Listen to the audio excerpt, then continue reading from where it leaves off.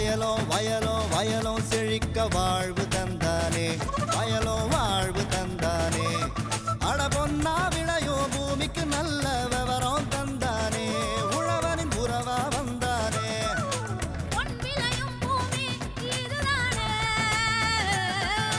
வயலோ வயலோ வயலோ செழிக்க வாழ்வு தந்தானே, வயலோ வாழ்வு தந்தானே. அட பொன்னா விளையோ பூமிக்கு நல்ல விவரம் தந்தானே, உழவனின் உறவா வந்தானே. தந்தன தந்தன தன தந்தானே, மண்ணளம் பொங்கிட துணை வந்தானே. தந்தன தந்தன தன தந்தானே, மண்ணளம் பொங்கிட துணை வந்தானே. வேளாண் பெருமக்களுக்கு அன்பு வணக்கம். இன்றைய பொன் விளையும் பூமி நிகழ்ச்சியில் முதலில் வருவது வேளாண் செய்திகள், வேளாண் ஆலோசனை நேரம், வேளாண் சந்தை நிலவரம், வேளாண் வானிலை மற்றும் வேளாண் தொழில்நுட்பம். இன்றைய வேளாண் தொழில்நுட்ப பகுதியில் சொட்டு நீர் பாசனத்தில் சொட்டுவான் வகைகள், காற்று அடைப்புகளை தவிர்க்கும் முறைகள் மற்றும் பூமிக்கடியில் சொட்டு நீர் பாசனம் அமைத்து நீர் சேமிக்கும் முறைகள் ஆகியவை குறித்து விவரிக்கின்றார் திருச்சி மாவட்டம் குமுளூர் வேளாண் பொறியியல் கல்லூரி மற்றும் ஆராய்ச்சி நிலைய மண் மற்றும் நீர் பாதுகாப்பு பொறியியல் துறை பேராசிரியர் மற்றும் தலைவர் முனைவர் வி ரவிக்குமார் அவர்கள். இனி தொடர்வது வேளாண் செய்திகள்.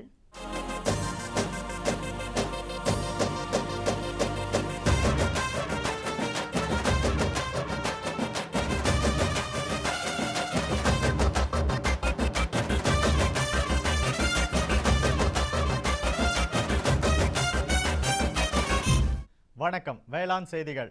முதலில் வருவது மாற்றி யோசிச்சேங்க.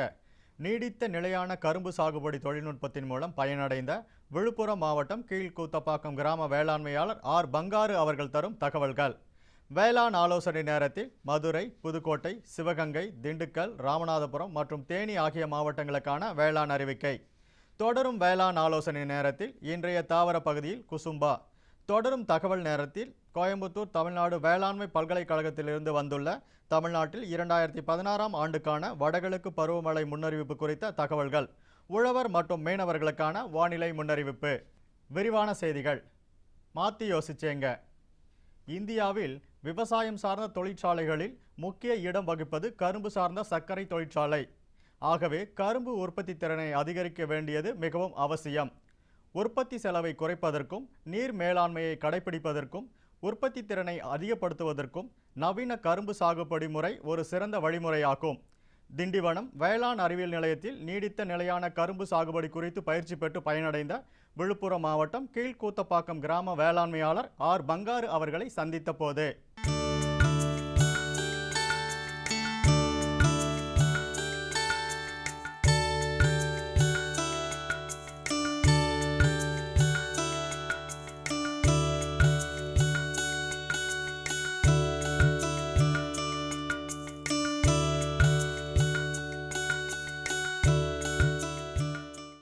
விவசாயத்தில் ஒரு 50 வருஷமாக விவசாயம் பண்ணிட்டு இருக்காங்க. 50 வருஷத்தில் ஓல்டு மெத்தட்லேயே பண்ணியிருந்தேன். இவ்வளோ நாள் இப்போ ஒரு 5-6 வருஷத்துக்கு முன்னாடி டெக்னாலஜி வளர்ந்து போனதுனால மெக்கானிசம் பண்ணால் நல்லா இருக்கணும்னு கேவிக்காவில் ட்ரிப்பில் யூஸ் பண்ணுங்கள், நீங்கள் ஈஸியாக இருக்கும் உங்களுக்கு வயசானதுனால அப்படின்னு சொன்னாங்க. அதெல்லாம் ட்ரிப்பை அடாப்ட் பண்ணோம். 2012 ஃபஸ்ட்டு ஜெயினில் போட்டோம். ஜெயினில் ட்ரிப் அடாப்ட் பண்ணி 15 ஏக்கரா போட்டோம். ஓல்டு மெத்தடில் ரொம்ப செலவாச்சு. ப்ராக்டிக்கலாக டிபெண்ட் பண்ணியிருக்க வேண்டியது, வேலைக்காரெல்லாம் டிபெண்ட் பண்ணியிருந்தோம். இந்த ட்ரிப்பில் போட்டதுனால என் வயசுக்கு 67 வயசில் நானே பார்க்குற அளவுக்கு வசதியாக இருக்குது. அது விவசாயிங்களாம் அடிக்கடி கேவிக்கிலேருந்து அனுப்புவாங்க. இங்கே சஜஷன் நான் அவங்கள்ட்ட சொல்லி தெரிஞ்சுக்கிறதோட அவங்க எனக்கு சொல்லிக் கொடுத்தா அதிகமாக இருந்தது. அவங்க கேள்வி பதில் சொல்லும்போது கேட்குற கேள்வியும் பதில் சொல்லி நான் இம்ப்ரூவ் பண்ணிக்கினேன். அது ஒரு ஆர்வமாக இருந்து அவங்க வராங்களே, அவங்களுக்காக நம்ம விவசாயத்தை நல்லா பண்ணணுன்ற மாதிரி இருந்தது. அது லேண்ட் ப்ரிப்பரேஷனில் என்ன பண்ணால் பழசில் வரப்பெல்லாம் வச்சு கரும்பு போட்டிருந்தோம், வாய்க்கால் வஞ்செல்லாம் போட்டிருந்தோம். இப்போ ட்ரிப்பில் வரப்பு வாய்க்காலாம் கிடையாது. ஹார்வெஸ்ட்டுக்கு வசதியாக இருக்கிறதுனால வரப்பெல்லாம் எடுத்துட்டோம். மழை பெஞ்சாலும் தண்ணி நிற்காது ட்ரிப்பில் போட்டால். லேண்ட் ப்ரிப்பரேஷன்னு சுலபமாக இருந்தது. அடுத்த சீடு காஸ்ட்டு, அதுக்கு 4 டன்னு கரும்பு செலவாச்சு எங்களுக்கு. அந்த ஓல்டு மெத்தடில் போடும்போது இப்போ 2 டன்னு கரும்புலேயே சீடு காஸ்ட்டு முடிஞ்சு போகுது எங்களுக்கு. அது ஒரு 10 பேர் வச்சு நட்டோம். இது ஒரு 5 பேர் வச்சா நட்டு முடிஞ்சு போகுது. 5 பேர்லேயே முடிஞ்சு போகுது. இது நல்லா அது 3 அடி கால், இது 6 அடி கால் போட்டோம். களை களை பட்டு பார்த்திங்களேன், அது மேனுவலாக ஆள் வச்சு களை எடுக்கணும். முதல்ல அட்ரஸன் அடித்து கண்ட்ரோல் 2 டைப்லேயுமே சரியாக இருந்தது. இப்போ அடுத்தடுத்து போகும்போது அது வளர்ந்த பயிரில் அதில் களை எடுக்க முடியாது. மேனுவல் ஆள் வச்சு தான் எடுக்கணும். இதில் சின்ன டிராக்டர் வச்சு களை எடுத்துடுறோம். களை எடுத்துட்டு அப்புறம் என்ன பண்ணுறோம், உர நிர்வாகம். உரத்துக்கு வந்து அது 44 நாள் பேஸில் ஒரு பாஸ்பரஸ் போட்டுருவோம். 44 நாள் 90 நாள் 2 தடவை தான் உரம் வைக்க முடியும் அதுக்கு. இதில் வந்து 15 நாள்லேருந்து ஒரு 300 டேஸ் வரைக்கும் உரம் வச்சுருக்கலாம். பூச்சி நோய் பற்றி எடுத்துட்டிங்கன்னா, பூச்சி நோய்னா அதில் வந்து நெருக்கமாக இருக்கிற கால் நெருக்கமாக இருந்தாலும் பூச்சி நோய் தாக்குதல் அதிகமாக இருக்கும்.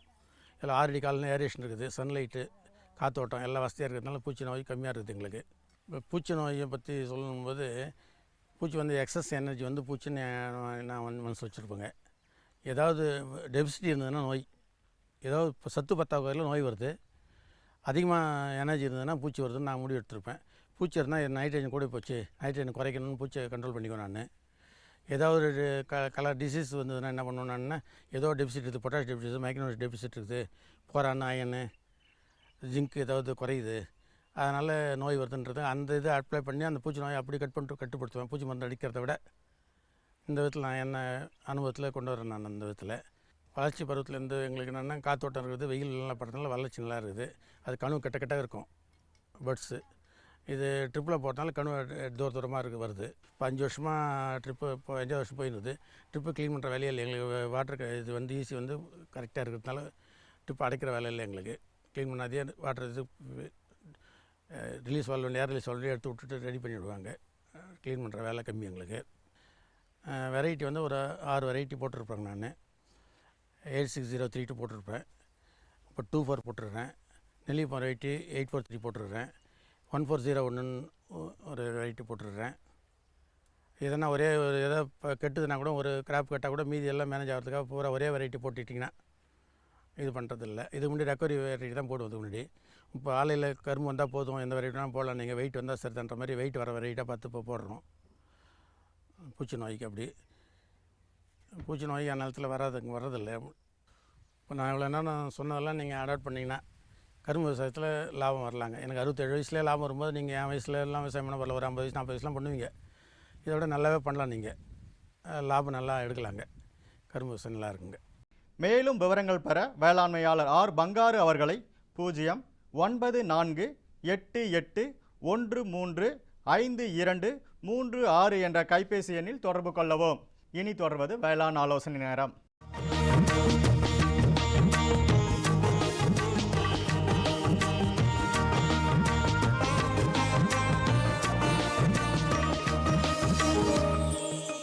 மதுரை, புதுக்கோட்டை, சிவகங்கை, திண்டுக்கல், ராமநாதபுரம் மற்றும் தேனி ஆகிய மாவட்ட வேளாண்மையாளர்களுக்கு முக்கிய பயிர்கள் பருத்தி, மக்காச்சோளம், வாழை, நெல் மற்றும் கரும்பு.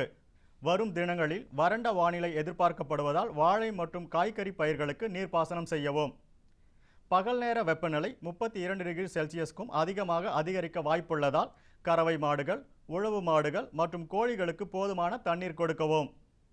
வாழைக்கன்று நடவு மேற்கொள்ளும் போது ஒரு குழிக்கு 10 கிலோ தொழு உரம், 250 கிராம் வேப்பம் பின்னாக்கு, 25 கிராம் ட்ரைகோடர்மா விருடி மற்றும் 25 கிராம் சூடோமோனஸ் ஆகியவற்றை இடவும். தொடரும் வேளாண் ஆலோசனை நேரத்தில் இன்றைய தாவர பகுதியில் குசும்பா. எண்ணெய் வித்து பயிரான குசும்பா பொருளாதார ரீதியாக முக்கியத்துவம் வாய்ந்தது. இதன் சாகுபடி முறைகளை பற்றி காண்போம். பயிரிட ஏற்ற பருவம்.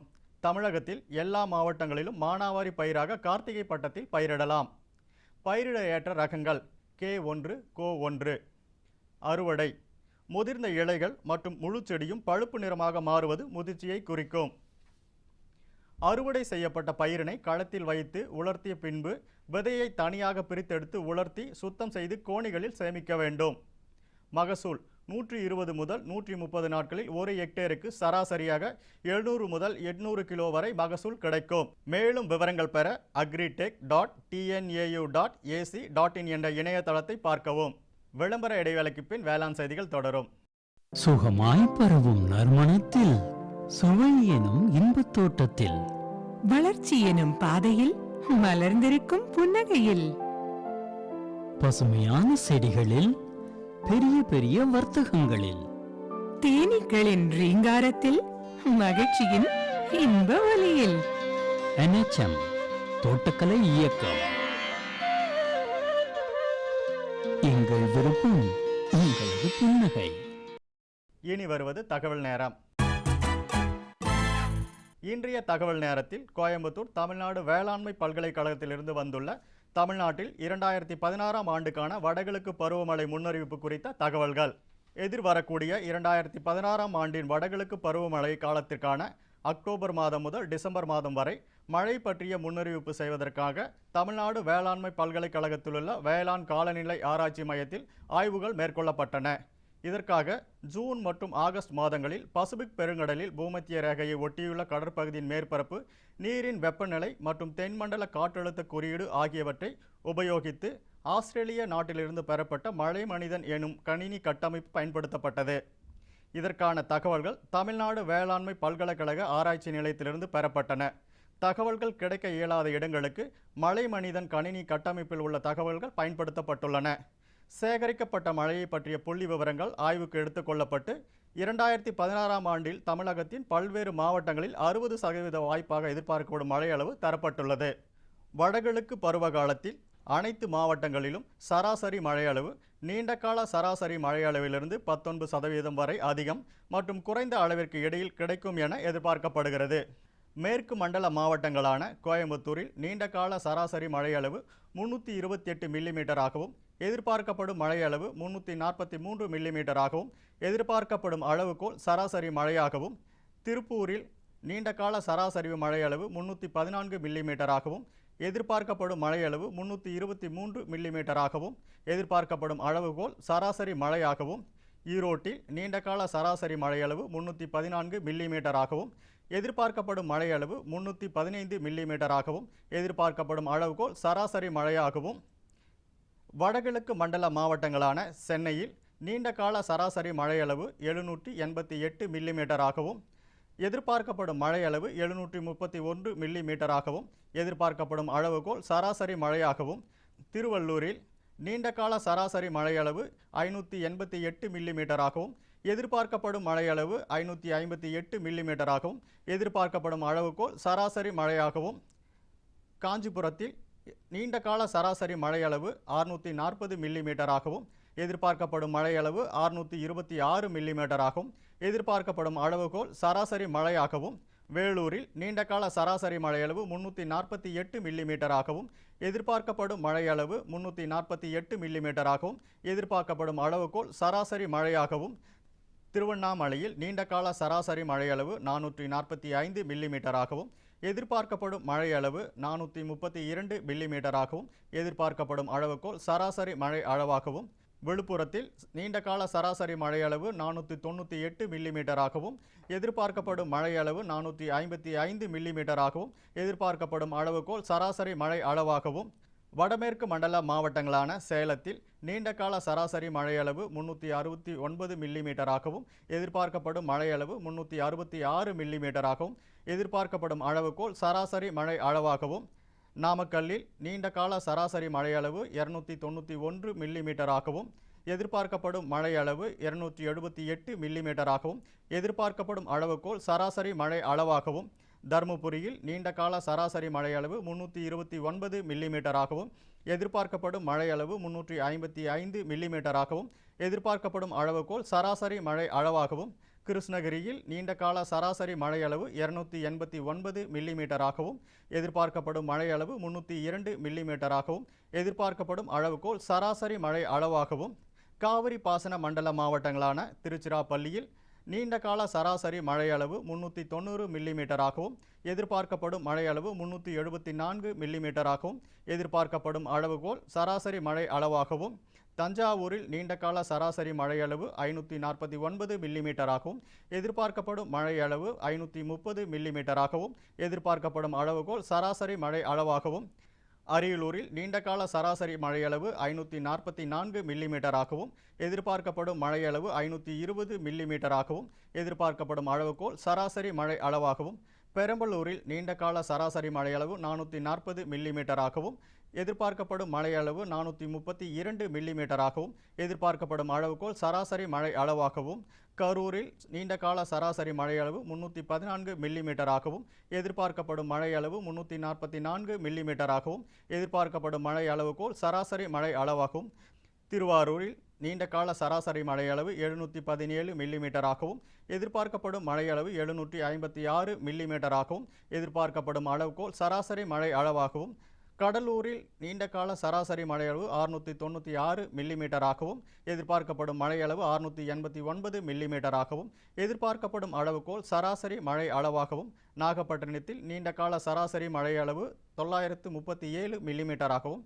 எதிர்பார்க்கப்படும் மழை அளவுகோல் 968 மில்லிமீட்டராகவும் எதிர்பார்க்கப்படும் அளவுகோல் சராசரி மழை அளவாகவும் தெற்கு மண்டல மாவட்டங்களான தூத்துக்குடியில் நீண்டகால சராசரி மழையளவு 425 மில்லிமீட்டராகவும் எதிர்பார்க்கப்படும் மழை அளவு 438 மில்லிமீட்டராகவும் எதிர்பார்க்கப்படும் அளவுகோல் சராசரி மழை அளவாகவும் திருநெல்வேலியில் நீண்டகால சராசரி மழையளவு 465 மில்லிமீட்டராகவும் எதிர்பார்க்கப்படும் மழை அளவு 436 மில்லிமீட்டராகவும் எதிர்பார்க்கப்படும் அளவுகோல் சராசரி மழை அளவாகவும் விருதுநகரில் நீண்டகால மழையளவு 418 மில்லிமீட்டராகவும் எதிர்பார்க்கப்படும் மழையளவு 415 மில்லிமீட்டராகவும் எதிர்பார்க்கப்படும் அளவுகோல் சராசரி மழை அளவாகவும் புதுக்கோட்டையில் நீண்டகால சராசரி மழையளவு 404 மில்லிமீட்டராகவும் எதிர்பார்க்கப்படும் மழையளவு 402 மில்லிமீட்டராகவும் எதிர்பார்க்கப்படும் அளவுகோல் சராசரி மழை அளவாகவும் ராமநாதபுரத்தில் நீண்டகால சராசரி மழையளவு 490 மில்லிமீட்டராகவும் எதிர்பார்க்கப்படும் மழையளவு 517 மில்லிமீட்டராகவும் எதிர்பார்க்கப்படும் அளவுகோல் சராசரி மழை அளவாகவும் சிவகங்கையில் நீண்டகால சராசரி மழையளவு 421 மில்லிமீட்டராகவும் எதிர்பார்க்கப்படும் மழையளவு 419 மில்லிமீட்டராகவும் எதிர்பார்க்கப்படும் அளவுகோல் சராசரி மழை அளவாகவும் தேனியில் நீண்டகால சராசரி மழையளவு 357 மில்லிமீட்டராகவும் எதிர்பார்க்கப்படும் மழையளவு 336 மில்லிமீட்டராகவும் எதிர்பார்க்கப்படும் மழை அளவுகோல் சராசரி மழை அளவாகவும் மதுரையில் நீண்டகால சராசரி மழையளவு 418 மில்லிமீட்டராகவும் எதிர்பார்க்கப்படும் மழையளவு 450 மில்லிமீட்டராகவும் எதிர்பார்க்கப்படும் அளவுகோல் சராசரி மழை அளவாகவும் திண்டுக்கல்லில் நீண்டகால சராசரி மழையளவு 435 மில்லிமீட்டராகவும் எதிர்பார்க்கப்படும் மழையளவு 437 மில்லிமீட்டராகவும் எதிர்பார்க்கப்படும் அளவுகோல் சராசரி மழை அளவாகவும் அதிக மழை பெறும் மண்டல மாவட்டமான கன்னியாகுமரியில் நீண்டகால சராசரி மழையளவு 495 மில்லிமீட்டராகவும் எதிர்பார்க்கப்படும் மழையளவு 509 மில்லிமீட்டராகவும் எதிர்பார்க்கப்படும் அளவுகோல் சராசரி மழை அளவாகவும் மலை மற்றும் அதிக உயரமுள்ள மண்டல மாவட்டமான நீலகிரியில் நீண்டகால சராசரி மழையளவு 476 மில்லிமீட்டராகவும் எதிர்பார்க்கப்படும் மழையளவு 474 மில்லிமீட்டராகவும் எதிர்பார்க்கப்படும் அளவுகோல் சராசரி மழை அளவாகவும் இருக்கும் என எதிர்பார்க்கப்படுகிறது. மேலும் விவரங்களுக்கு தொடர்பு கொள்ள வேண்டிய முகவரி வேளாண் காலநிலை ஆராய்ச்சி மையம், பயிர் மேலாண்மை இயக்ககம், தமிழ்நாடு வேளாண்மை பல்கலைக்கழகம், கோயம்புத்தூர் 641003. தொடர்பு கொள்ள வேண்டிய தொலைபேசி எண் 042266113002. இனி வருவது வேளாண் வானிலை.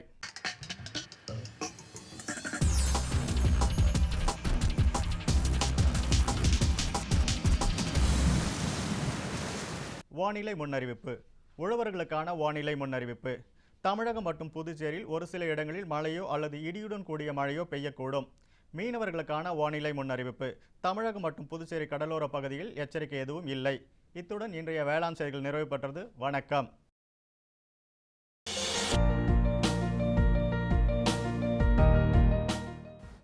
வேம்பு கலந்த யூரியா. சிறந்த உற்பத்திக்காக வேம்பு கலந்த யூரியா நம் நாட்டிலேயே 70 லட்சம் டன்னாக அதிகரிக்க 6 ஆலைகள் சீரமைக்கப்படுகின்றன. FCIL-இன் கோரக்பூர், சித்ரி, தல்ச்சர் மற்றும் ராமகுண்டம் ஆலைகள், HFCL-இன் பரௌனி மற்றும் BVFCL-இன் நாமருல் போர்ட் ஆகியன. பழம் நழுவி பாலில் விழுந்தது போல இப்பொழுது நம் நாட்டிலேயே வேம்பு கலந்த யூரியா உற்பத்தி செய்யப்படும். இதனால் விவசாயிகளுக்கு நன்மையே விளையும். 10% வரை தானிய உற்பத்தி அதிகரிக்கும். மண்ணில் 10 to 15% நைட்ரஜன் திறன் அதிகரிக்கும். சிறந்த உற்பத்திக்கு வேம்பு கலந்த யூரியா.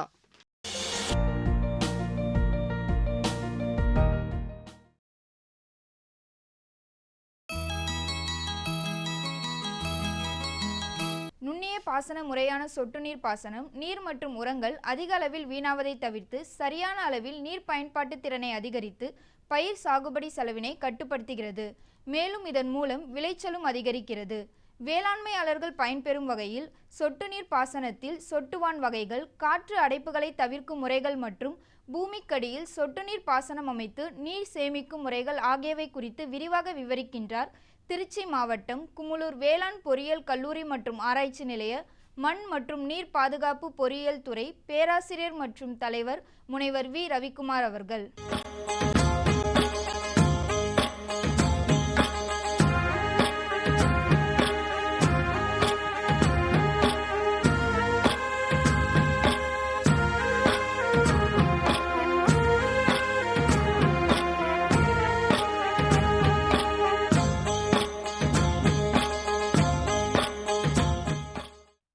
விவசாயிகளே, கடைகளில் 2 விதமான சொட்டிகள் கிடைக்கின்றது. ஒன்று குழாய்க்கு மேல் பொருத்தப்படும் சொட்டிகள். பாருங்கள், இந்த குழாயில் இந்த சொட்டி மேலே பொருத்தப்பட்டுள்ளது. இது போன்ற சொட்டிகளை நாம் மரப்பயிர்களுக்கு பயன்படுத்துகிறோம். மரங்களுக்கு ஒரு மரத்திற்கு 2 முதல் 8 சொட்டிகள் வரை நம்மளுடைய மரத்தின் அளவிற்கு ஏற்றவாறு நாம் இந்த சொட்டிகளை பயன்படுத்தலாம். இந்த சொட்டிகளை பயன்படுத்தும் பொழுது உள்ள ஒரே ஒரு குறைபாடு என்னவென்றால், இந்த பொருத்தும் இடத்தில், சொட்டியை இந்த குழாயில் பொருத்தும் இடத்தில் நாளடைவில் அதிக நீர்க்கசிவு ஏற்படும். இது ஒன்று மட்டும்தான் இந்த மாதிரியான சொட்டும் குழாய்களில் உள்ள ஒரு குறைபாடு ஆகும். சமீப காலங்களில் இன்னொரு விதமான ஒரு சொட்டும் குழாயும் கடைகளில் கிடைக்கிறது. இந்த சொட்டும் குழாயில் பார்த்தீர்கள் என்றால், இந்த சொட்டிகள் குழாயின் உள்பகுதியில் அமைக்கப்பட்டுள்ளது. சொட்டிகள் வெளியே தெரியாது, ஆனால் சொட்டிகள் உள்ளே உள்ளது. இந்த மாதிரியான ஒரு அமைப்பை சொட்டும் குழாய்கள் என்று அழைக்கிறோம்.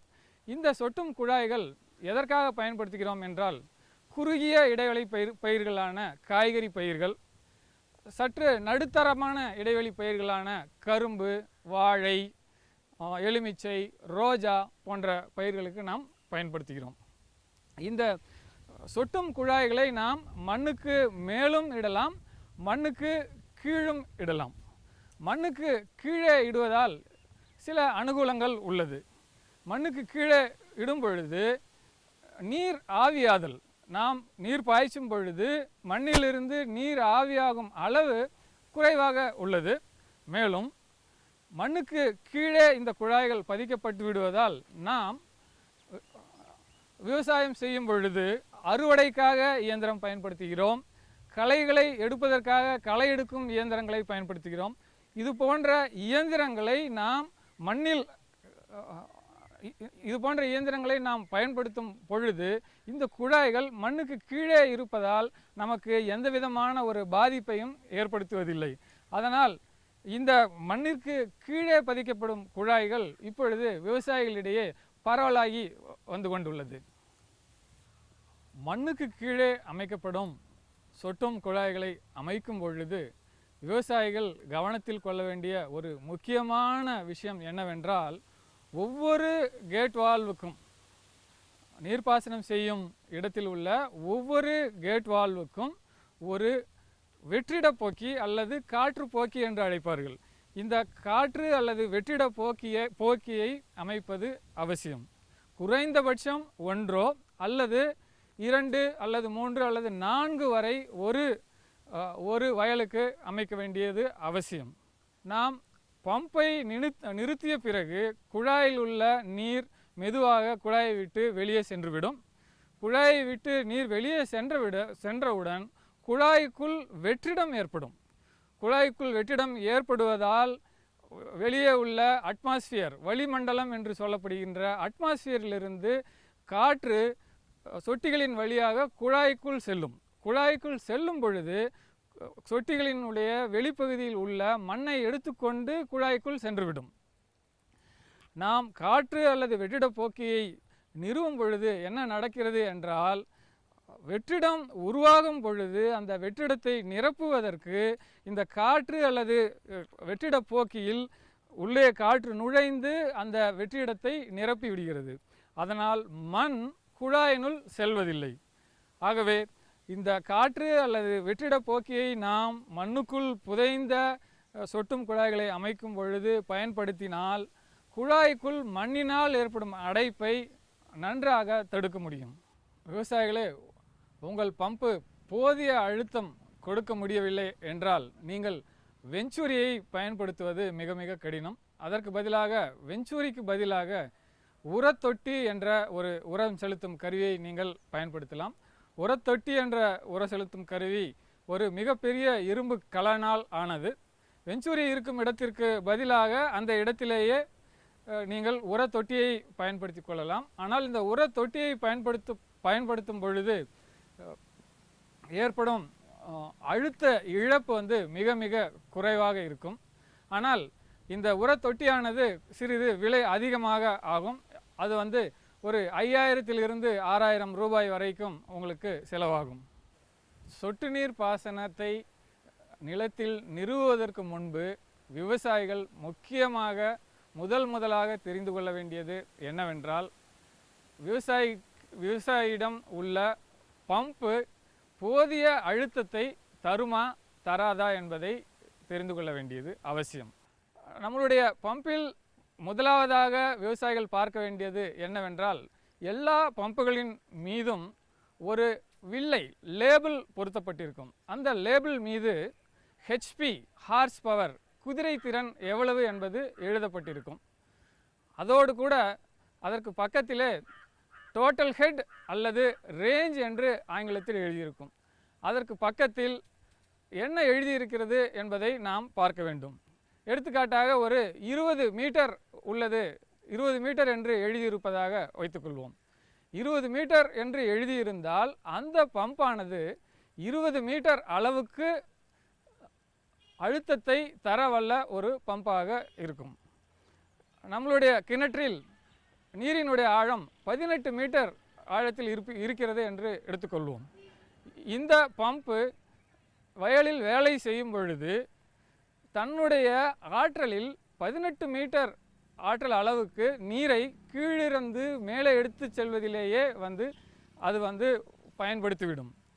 மீதி உபரி அழுத்தம் அந்த பம்பிலிருந்து நமக்கு 2 மீட்டர் அளவுக்கு மட்டும்தான் சொட்டு நீர் பாசன கருவிகளை இயக்குவதற்காக கிடைக்கும்.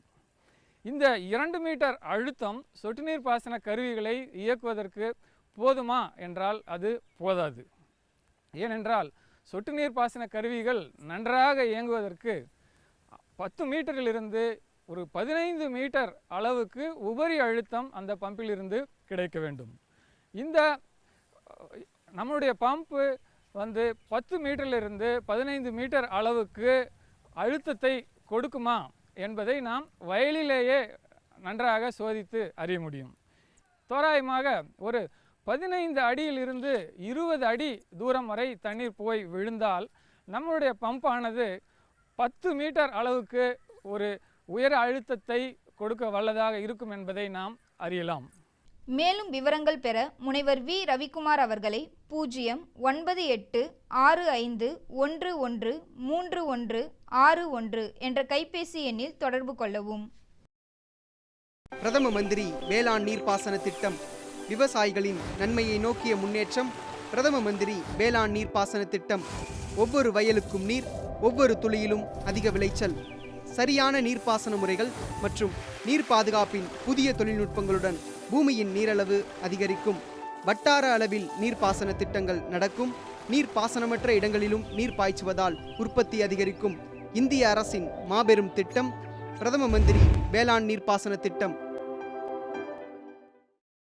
12/10/2016 புதன்கிழமை அன்று பொன் விளையும் பூமி நிகழ்ச்சியில் மாத்தி யோசிச்சேங்க, ஒருங்கிணைந்த தோட்டக்கலை அபிவிருத்தி திட்டத்தின் கீழ் இயந்திரமயமாக்கல் மூலம் பயனடைந்த நீலகிரி மாவட்டம் நுந்தலா கிராம வேளாண்மையாளர் இ. சசிகுமார் அவர்கள் தரும் தகவல்கள். வேளாண் ஆலோசனை நேரத்தில் கன்னியாகுமரி, தூத்துக்குடி, விருதுநகர் மற்றும் திருநெல்வேலி ஆகிய மாவட்டங்களுக்கான வேளாண் அறிவிக்கை. வேளாண் தொழில்நுட்ப பகுதியில் வேலூர் மாவட்ட தோட்டக்கலைத்துறையின் பணிகள் குறித்து வேலூர் மாவட்டம் தொரப்பாடி தோட்டக்கலை துணை இயக்குனர் எஸ். பொன்னு அவர்கள் தரும் விளக்கம் ஆகியன இடம்பெறும். மீண்டும் நாளைய பொன் விளையும் பூமி நிகழ்ச்சியில் சந்திப்போம். நன்றி, வணக்கம்.